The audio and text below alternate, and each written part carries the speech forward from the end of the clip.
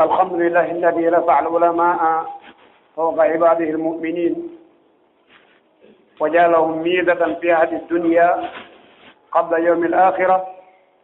ورفع لهم درجات يوم يقوم الحساب،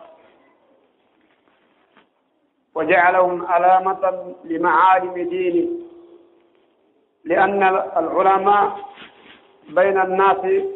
كالماء فيما بينهم، حياة بلا ماء فلا يمكن،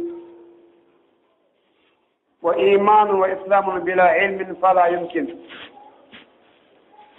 والصلاة والسلام على أفضل الأنبياء والمرسلين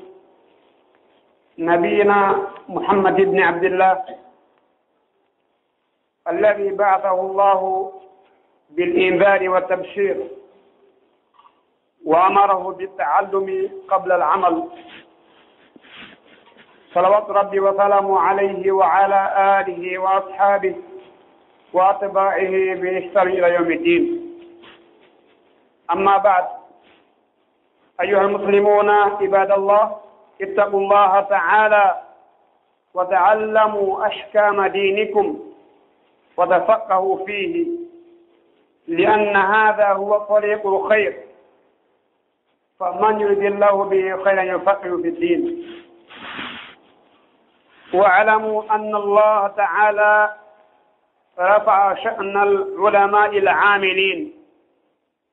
فقال تعالى: قل هل يستوي الذين يعلمون والذين لا يعلمون إنما يتذكر أولو الألباب. وقال تعالى: يرفع الله الذين آمنوا منكم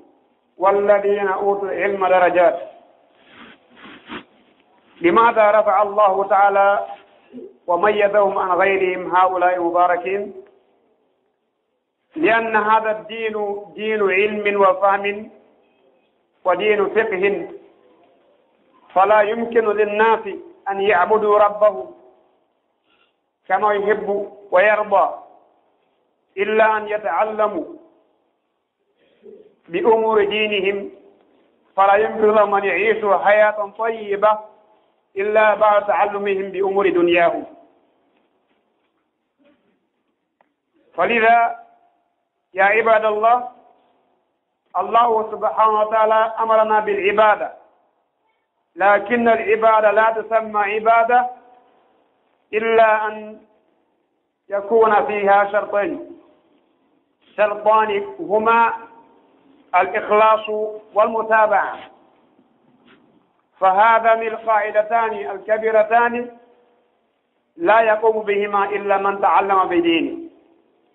فها بين أيدينا من قريب ضيفنا الكريم الصيام،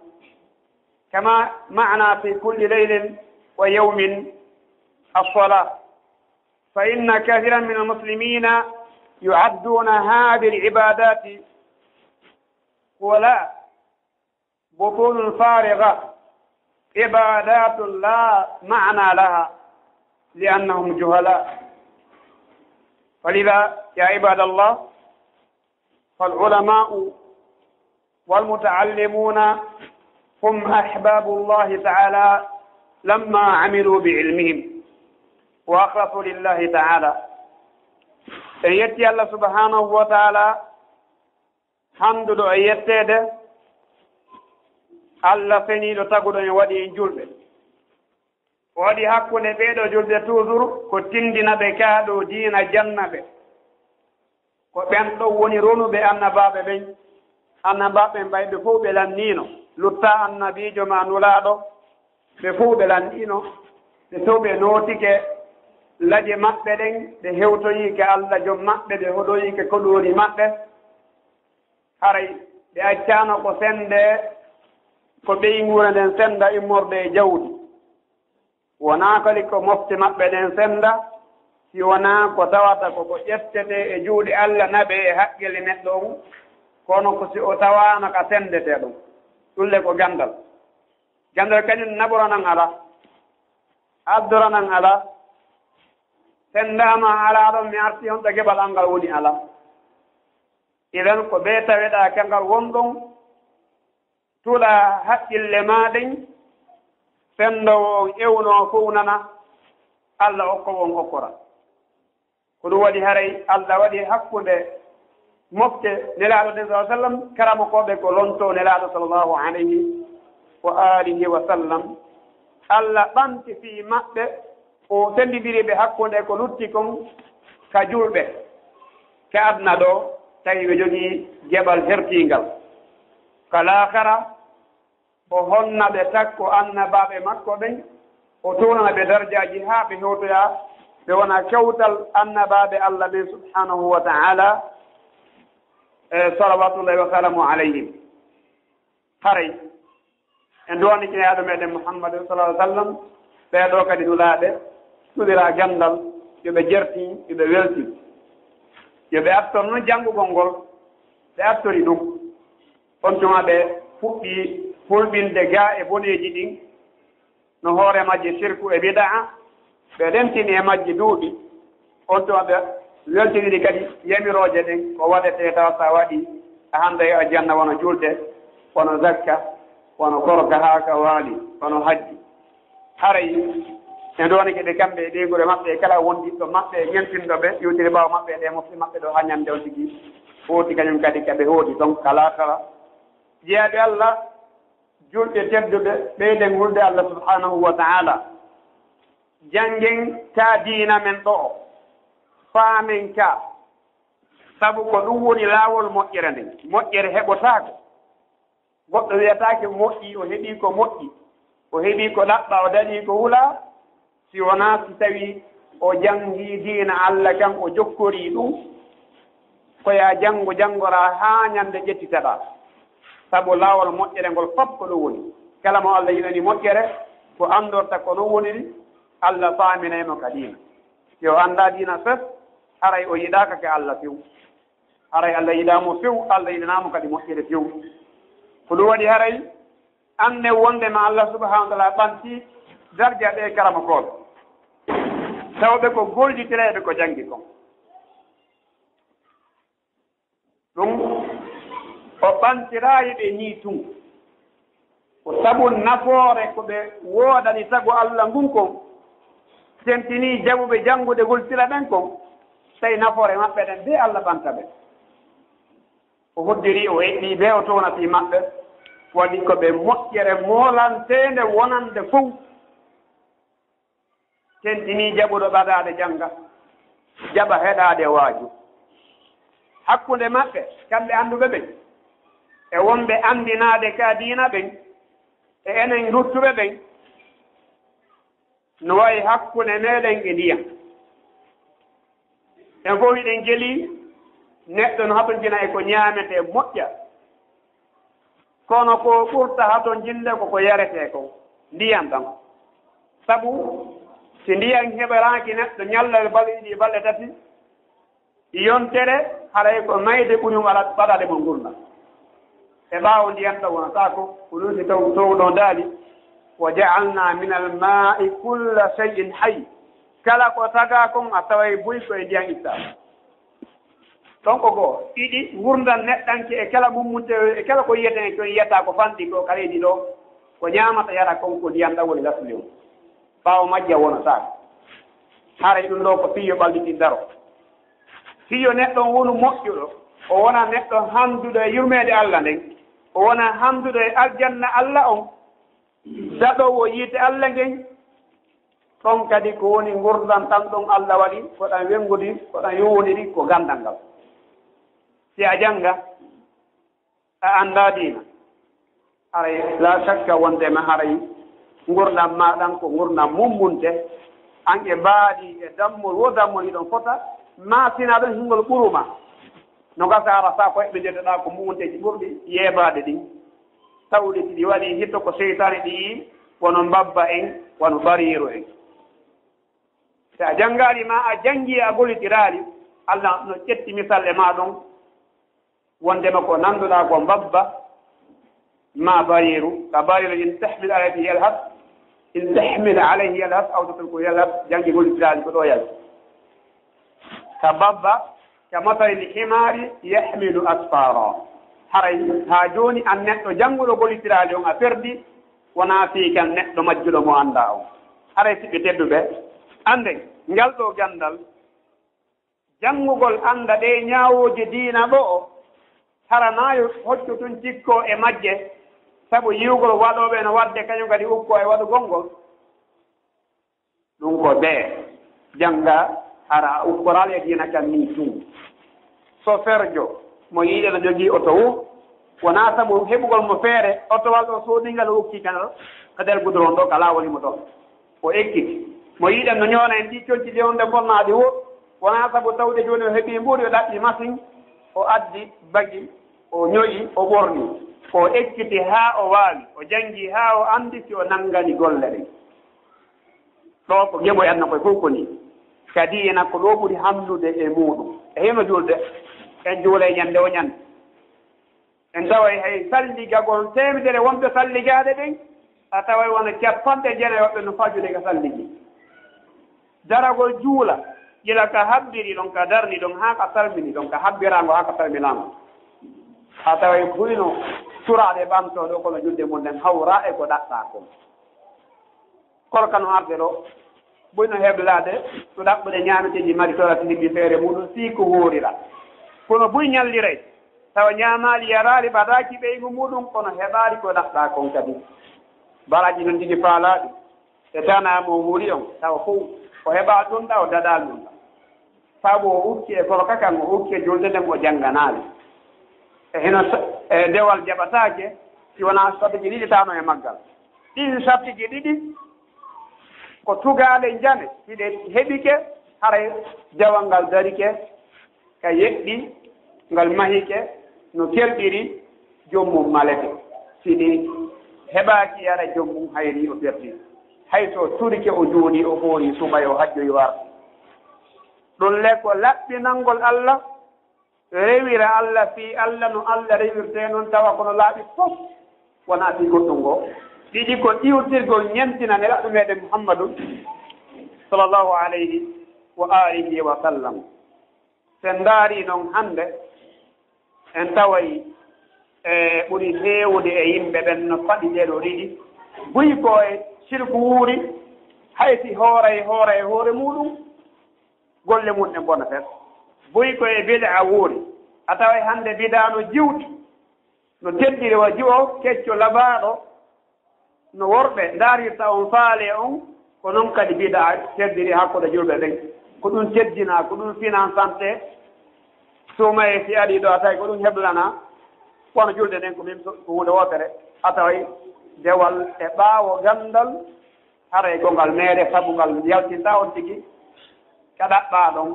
laɓɓinalngol Allah e ƴewtirgol ɓaawo ne aɗa sallllahu alayhi wa alihi wa sallam wa qala badu ulama ta'allamu al-ilm fa innahu yuqawwimuka wa yusaddiduka ولو كنت صغيرا ويسودك ولو كنت صغيرا ويقيمك ويسودك كبيرا ويصلح زيغك وفاسدك ويرغم عدوك وحاسدك ويقوم عوجك وميلك ويصحح همتك وعملك كما قلت قوي جنgu ha fama sabu si a jangi a faami gandal ngal wurtete ngal tabintine e goonga on haysi ko a fayki e yehi fayi ko no ɗa no hittiniɗa diina no wakkiri no teddini diina Allah kan yen towa duuɓijo tawa haalotaka tawa mi heewi no weltini diina kam ngal ñiiɗinte ngal woode neɗɗo yewtideteeɗo landeteeɗo fewjodoteeɗo mo tawata fii mum ka tummodira ono hatojira yidugol e makko sa woni jama sa woni ɗo mo ɗuɓi kelle kuye sappojo e noogay capantati tawi mbiɗa anndi bindi haray a taway si tawi lanɗoɗo laami mo faala daɗude o landoto fii maɗa fi yo falto ko fof ɗum dagi e ko harmi patronjo ko mari jawɗi wo simo faala daɗude o landoto fii maɗa fi yo landoma o anndino ñaawoje ko dagi e ko harmi towa duuɓi e fanɗa duuɓi duhi e suɗɗi fof no hatojjini anndude sabu si tawi ɓen ɗon huccodiraama haray daɗal ngal daɗi haray faale on faɗama heɓotako ko ɗum waɗi aray gandal ngal kadi fewnete an tigi si a faalama oñaade ngal artide ngal en ha ɗum ɗo dagaki ren ko noon kadi ngal raɗo gañoma on e añunoma on gañoma on ko cheytan e wonki hum makum e ko welay makum ko ɓuri añude neɗɗanke ko pijji tati ɗiɗi jiri mo wonde mum tammo on no jokkimo tammo jokkunomo on ko cheytan on no jokkuma kala ka yewɗa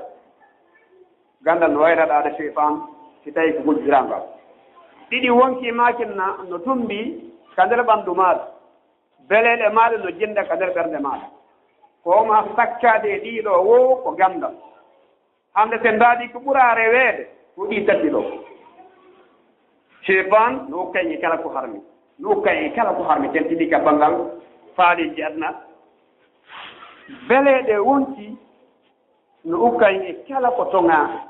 teddini ka banngal rewɓe e ko nande mum te anndi noon wondema tawi sanamu ɓen ko goɗɗum ngoo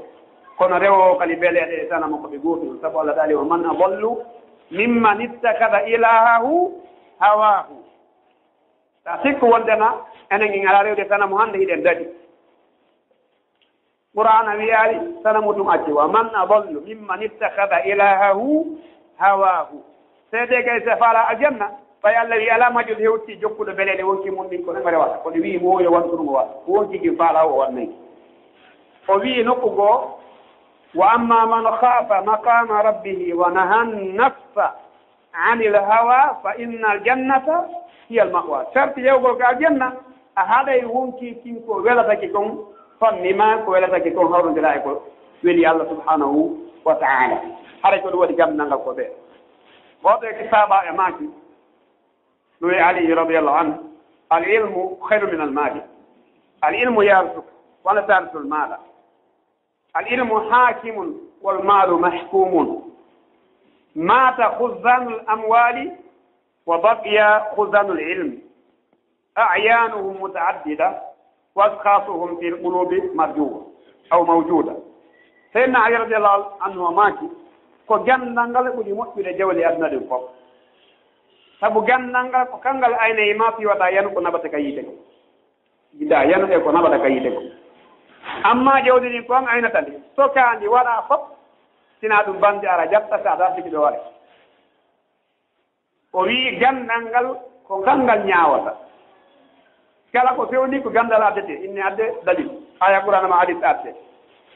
amma jawdi ɗin ko ñaweteɗe e hoore mum ko gandal ngal wiyaɗa ɗum ɗo no dagi ndiɗo no dagi ndiɗo ino harmi siko laamo kadi ni laamogo ni no dagi ni no harmi ko woni o ko gandal ngal ñaawata kangal wonta ñaawegol ngal ɗum wiyete adde dalilaji mon ɗum si tawi ɗum ko gonga moɗon idan o wi kala patron ɓe boyi maayi gila fewno baba adama ha hewti nelaɗo ɗo gila fewno nelaɗo feƴƴini addi hande kalle jooma jawleɓe e lamɓe boyi maayi fi maɓɓe mo liinoy lanndiino fes e nganndaa buy e maɓɓe kono heddike marnooɓe ganndaal ɓe ɗen haa hannde eɗen anndi Abu Hurayra wonee ɗo e weetenoo ɗo haa yana faɓɓee immooke o jokkii nelaaɗo duuɓi tati timmuɗi kanaya ɓolɓe feƴƴini o ɓuri kala wondaaɗo ganndal haa ƴeɗidete hadis alaa mo innde mum annda hewti Abu Hurayra radiallahu anhu koɗe fiye ɓe Allah huɗi halki kala mo Allah ruttaade e maɓɓe artude e peewal ɓe mara mo ɓe añi kala ɓurɗo feewude ko ɓe ɓuri añi saabaɓe fuu ɓe añi ɗum abura ɓe añi ɗum spécial ɓe añi sonnaawinaɗo ɓen spécial e ɓiɓɓeneaɗo ɓen e kala ɗum ɓen siwanaamu ɓe ittintita koko ɓe ɗaɓɓiraka ko ɗum waɗi yo Allah e damde en bone nde fedde siya e bidaa ɗi fedde jilo ɗiɗi timaji no huɓini e nder aduna o wi haray e kala mo koɓɓe moƴƴireji maɓɓe ɗin no ɗuuɗi inde maɓɓe ɗen naka ɓerɗe no anndita a wole ɗum inde gannda e ɓiɓɓinooɓe ɓen annduɓe ɓen annditamo ko ɗum waɗi haray ɗin ɗum ɗo wattande yiɗi amma ngal ɗo ganndal haray ko ngal noone jiɗi ko waɗɗingal forcé a wurata ɗo a janngaali ngal daɗa ɗum ko tugal islamu ɗen joyi e kala ko jokki ɗe ɗo sugale imanu ɗen jeego e tugaral moƴƴingo ngal ɗeɗo sugale sappo e ɗiɗi ko forti a jangayde anda ɗe anda ñawre majje ɗe laaɓani hara jiiɓota koye majje ronka jittade hande noon ko ɗe tig jama on tagi jango walde joyi gogo ko la ilaha illallah muhammadu rasulullah no foti ɓe anda ɗum hande ɗiɗi ko julde no foti ɓe anda ñawre julde hande tati ko zakka hande buyno mari jawdi ala itude zakka e mayri nayi ko korka suma e ara eɗo yiya yimɓe ko watta kon tawa ɓeɗo anda ko kabes joyi ko hajju e tawa e hajju wattama hande joni a sikkay ɗum koko weeto feetuji e feetuji heferaɓe tawi hajju ko jokkintinama appareil siriɗo photo hajju artirama e appareil filmirɗo hajju jokkintinama ñiiri e potal joɗa ko ñaama defa waɗa jokkodira sirenji tappe anduna hajju noon tawno ko hajju ande ɗo hajju tawa hajju makko ngo jokkodirtani ɗo fof ko andimo ko est ce que ko jimɗi ɗo yeehi ha makka o ako sijaɓe ɗe wona ko hono ɗum yiyete ande hono ɗum filmirte hono ɗum noddirte hono ɗum publicidirte hono defirte ñaame ande kaari hajju e arti juulde no ɓuri hajju woni mo juulal o ko keefeero mo hajjiyaali wona keefeero so tawi mo jaɓi hajju no waɗɗi kono goɗɗo juul tan ɗo fana yaran sara o juula ɗo lewru o mooɓa jama on ɓe defa ñiiri ɓe ñaamotimo juuli watta fes pellede julde lewru ma julde 24 heures no ɓuri yewgol hajju arta hono baaɗuɓe holno goɗɗo yaharta hajju arta waɗa feeto ko ɗum waɗi haray ɓay janngaka tugala imanu ɗen kam hadditi wara haraji yewtu fii ɗen so aɗa anndi ke tugala imanu ɗen julɓe ɓen hannde a tawa wiide majjaade amma moƴƴingol ngol ko ɗo woni plafond on ko ɗo woni pentiron ko ɗo woni kaaroje ɗen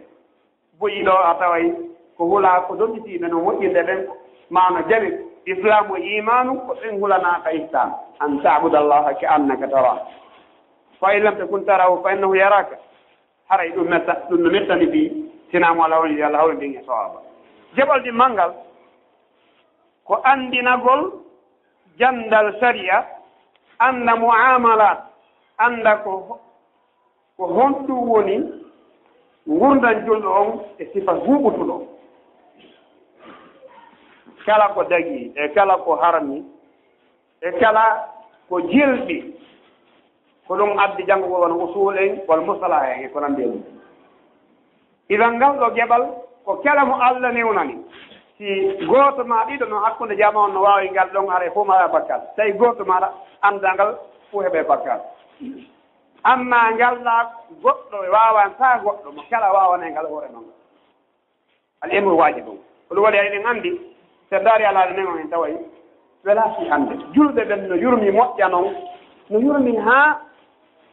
ndaari julde e hulɓinaade e mawnude e teddude ko Allah e yiɗeede ko Allah e manteede ɓuri aaji cappanɗe jette goɗɗum no yewti fii julde e zakka so ndaari julɓe ɓen hannde hakkoye maɓɓe e julde nde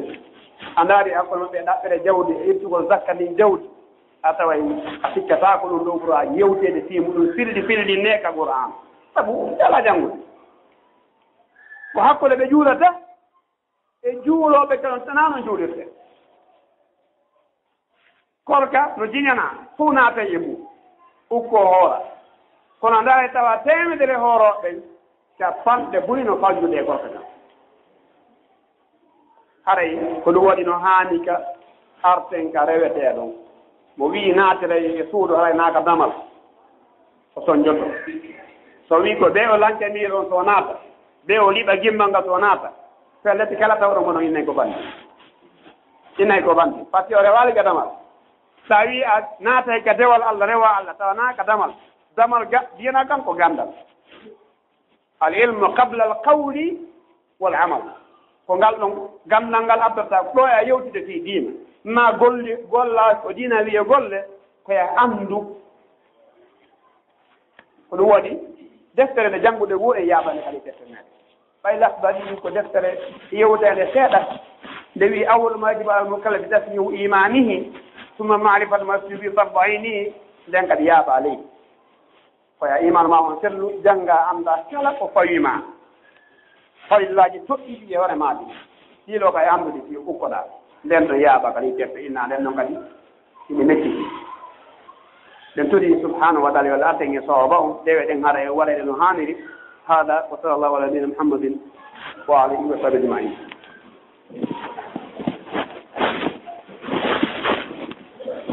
alhamdulillah wa bihi nasta'in wa sallallahu ala nabiyyina muhammadin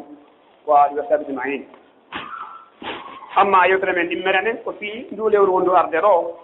ma ko adi ndu arde no wodi ko no jokkodiri kalama koɓɓe tawi ɓe ɓela tambi on tambi tawi ko hanuɗo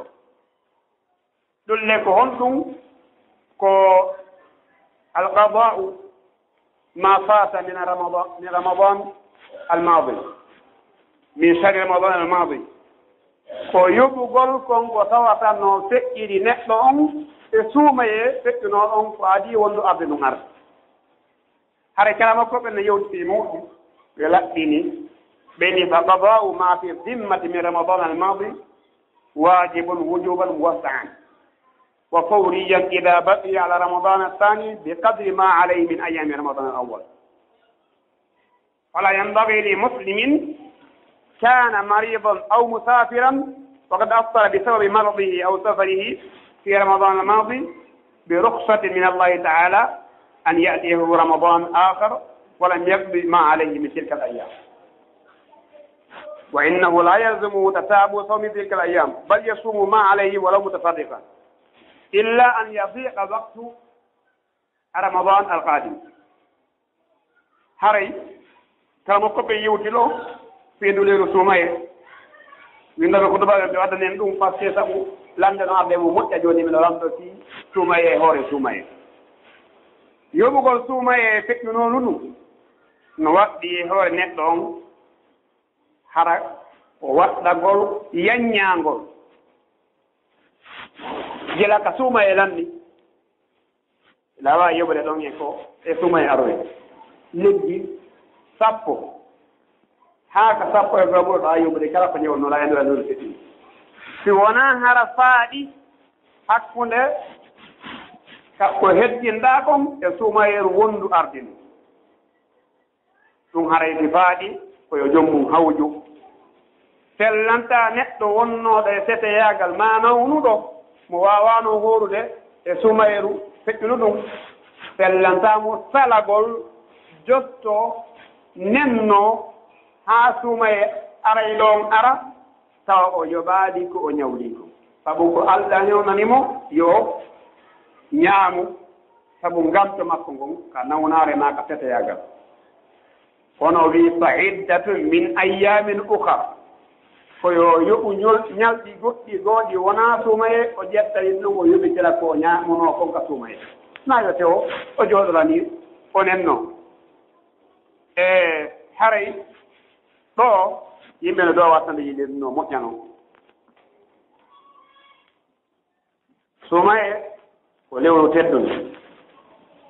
dewe Allah ɗen aslan goɗɗe goo nennataki tas wona julde zakka kadi hewtitan mum o nennataki aslan e kala ko Allah jonnoma feere muɗum sumaye si tawi ane on naamo ya ñaamo sabu ngamtoji ɗin ɗiɗi ma goɗɗi ɗo ko wona ɗin ɗon si tawi sumaye maayi no sella ka nenna kono nenno gongo ko haa e keero si tawi sumaye faalama juuɗe haray wona ya nenno haa ron kayude ɗum waɗi haray e kala mo koɓe yewtiti muɗum e alaji ɗi fof onno yogirte no tawa e muɗum nene Aisha radiallahu anha o maaki himo ñawrotono suumaye ene wonde o yoɓi o ka sabboddo suumaye lebbi ka lewru sappo e ɓuuro o yoɓa ɗon hollino sella e toon ɗo ni ka wonɗen ɗo iɗen raaji ɗo ɗum kadi woɗɗiki heddaaki tena ko konni si tawi hiɗa ñawlino rowane ma hiɗa ñawla woɓɓo no ñawlino o heɓi feere no yoɓira kono o ronki yoɓude o nenni ha o maayi tawi mo duwayi yoɓaneede haray ko e heblo hala a caali suuma e tawde e hoore woodaano ɗum tawa hiɗa jogani neɗɗo ñamande Allah subhanahu wa ta'ala haray ko an ñawɗi yoɓɓuɗo e suma yarde si tawi ko mo ronata ñawɗi wono yumma ma baabe maɗa e goytoɓe ɗo tawi joni kamɓe ɓe feƴƴini ɓe yoɓaali haray an yoɓowo on koya hikki hara anen naali ka yoɓugol ɗo no sella siko on nene gotoɓe ɗiɗo ma tatto ma nayo ma baba gotoɓe no sella ka sendo ñalɗi ɗin hooro masalan ko lewruɓe ñawdi min mi ƴetta gila tenen hannde belan faala juma hannde haa juma yontere hannde somi gayni koto am ma mi janga ƴetta kañum kadi gila e artenawri yeeso ma wacca ɗon balɗe o ƴetta kañum kadi toujours wara men fenno jalɗi hara men hoorari ñalɗi gooti ɗin mi hoora goɗɗi o hoora goɗɗi e sabu oɗo saabajo maaki ibne abbas radiallahu anhu ma ganen anna mra'atan atat rasulullah sallam fa qalat inna ummi matat wa alayha sawmu shahri fa qala ra'ayta law kana alayha daynun akunti taqdinahu qalat na'am qala fa daynullahi ahqqu bil qada o wi nenan feƴƴini hiɓe jogii ñamaade lewru hooreteenu on tuma neɗo ma kanimo kanko soño ɓayrani kene heɗo ma kanimo si tawino yumma ma no ñawli goɗɗo ñamaande ko yoɓayno o wi heeyi e maaki awa ko ñamaande allah ne ɓuri hamdude e yoɗeede ɗo kala mo koɓɓenno laɓɓini fof ñaa wonde wiiɗen ko si jommum newanike ɗum yoɓugol o ronki yoɓude hono woni ɗum suuma e aɗi tawi baaɓe kan hino nawni julɗaami ɓe felloyi ka julɗaandu ma ka sabo donki ma ka ɗonki ɓe wontoy ɗon lewru ma leɓɓe ɗiɗi on ton ɓe nawni to yimɓe feƴƴini ɗo ayno waɗɗi menen ɓiɓɓe ɓen yomen yoɓamɓe ko ɓe ñawlino kon sabu ɓe heeɓi fewno ɓe yoɓe ɓe mbi ko allah wino ɗon fa eddata min ayyamen ukar ɓe mbi ñalɗi goɗɗi gooɗi ɗe contaynoɓe yoɓa amma tawi suuma e lanni yiɓe fowni julɗal jokkinoɓe fewni ɓe feƴƴinoyi ka sabo donki ma yeston kono ɓe immaaki haray ɓe heɓali ayyamul ukar haray meɗen wawi wonde aɗa men yoɓanaɓe ka amma si tawi men hoori sabu ko ɓe hoorano ko haray ko tafawu an ko gatte ko yiɗugol wona bee haray ko ɗo waɗi ɗen duwa wattande yiɗi jiyaɓe allah e ngol ɗo yoɓugol kala mo goɓɓe ne yontingol yoɓugol moƴƴa noon ɓe laɓɓini moƴƴa ñawore muɗum ɓe holli hiɗen duwa wattande yiɗi fii muɗum haa woɓɓe goo wi dagotaa ko hoorugol naafiiɗo hiɗa ñawri kono kanamo goɓɓen ɓe wi la ko ɓuri hiccude kon no dago faymi rahimahullahu taala o maaki asahihu yajuuzu siyamu tatawu'in لأن وقت القضاء موسع وهذا القول أظهر وأقرب إلى الصواب وأن صومه صحيح ولا يأثم بوي تاوي سوما ماي أسكن هلك هورا ديغو جوداندو ما هورا خمسة سنين ما هورا سبو ما جانا يعرفا ما جانا يسبو جمبنتي حرا هذا نيوني woɓɓe ko wi alaa ko fanndi mo ñawdi yoɓumo to ñamande si tawi o korema ñande goo o ɓe ƴetti ɗon kono kalmo koɓe wi ko ɓuri jittude ko ɓayno newna ñawlagol nenno haa sabude suma e yoɓa wiyata ka ɓay yoɓaali jooni sa hoorma ko lojji ɗum fof woni ko jitti gon no fella ka hoora jeego juldan no fella ka hoora naafiloji ɗi fof on tuma yoɓoya ko ñawliɗa kon heɓoyɗa feeni wo kono woni haana sellata ko dewagol tondi ñaama jooɗo haa sumaye kadi arta ko ñaamugo ko sabu ñamande kan sabu nganto jooɗo salo yoɓude haa sumaye arta on tuma hoorandol ɗon yoɓite e ɓaawa ɗon ɗon kadi ɓe wi si waɗi ɓe waɗi konnguli ɗiɗi konngol anon ngol si tawi a jooɗiki haa sumaye tawtima e hoore sumaye ñalɗiɗi ñawɗiɗi aɗa tawti ɗum koye hooro fewnude ɗum yoɓoya ɗiya nde a hitande feƴƴude état keddogol ko finition ko yaggingol ma kala ko ɓe buyaani ɗon woɓɓe goo wi tigi tijon hujja laaɓuɗo alaa e muɗum ko ya yoɓoy tun a yettata kono eɗa mari bakkar li tasir hay so a etoyta awa yoɓoyi kono eɗa mari bakkar sabu a nenni a ukkindiri ko dowa ka ukkindireen ngol ngol ɗo no mari wima moratengol kono woɓɓe goo wi ka yaltugol e on bakkatu ɗon haray waɗu fidiya daaru ko état ɓeyida e hoore ko huruɗa kon konngol yin jiɗigala ɗi mari monasib kon ɗum haray koye watta yiɗi ala kulli haal ko faaleɗe wiide neɗɗanke on koyo jaɓu o ɗofto Allah subhanahu wa taala ɓay julde kañum Allah rewnaali yo ñawle Allah haali woni o nama ya ñawlo julde zakka men ñawlataake hajju men ñawlataake amma korkara ndiwɗima ya ñawlo newnandoma ya ñawlo on kadi o wi ya yoɓu wata tewo ronka yoɓude haa ɗum fawnira e hoore ma haray a naatay e gooto e piiji ɗiɗi imma heɓa e bakkatu yoɓa heɓa bakkatu masina ɗum yoɓa kadi waɗa fiɗi a waɗa sottaani ɗum waɗi en toro kala jama yo wakkilo hawde e yogol ko ɓe ñawɗi kon ko waɗi suma e goɗɗe goo artuda e hoore maɓɓe sabu woni kisal ka diina ko kala ko heɓirma ngantu wona julde si tawi a ɗaani a finaaji ma seeɗan e jettinima annditaaɓe anndutugol maaɗa ko ya ƴimmo tun ɗo ya anndutu siko hankino yeyduɗa geeƴe a annditi ɓawjuma on ɗo ya anndutu ko ya ƴimmo kisan juula geeƴe mo hanki on wona ya habbo goɗɗum fusta ko wiye koya habbo haka geeƴe yoɓa oya geeƴe hanki ɗum ko haala tunno yanamaki ko ɗe annduɗa o ko a immo ɗo yoɓa juula darɗe nayi geeƴe ɗen kono juula renoɗe haɗa noon sina tuɗa sonditaɓe ɓay ko ñeruma kono naya nennu habboɗa ha on dewal ngal kono ka korka kañum ɓaylo newna ya nennu yoɓugol ngol kono naya nennu kadi ha yewtoya keerol ngol ɓuyno yande o masala sabu lamde ɓuyno adde femɓe o kasiri foƴƴi e ɗuma joni noon suma e ɓaɗi kono ɓe guetta kono meɗen nawnuno sike kadi meɗen nawni tawa woɓɓe lamde e période est ce que haari a sellali de hakkundere ɗo en haari mi selli kono ni e ni natti ɗo yalti ɗo ɗo e ɗum so julɗo watta yiɗi hara dewal Allah ngal ko ngal ɓuri himmude ka wonki makko e kala ko woodi ka adna ɗo kon hada wa sallallahu ala nabiyina muhammadin wa alihi wa sahbihi ajmain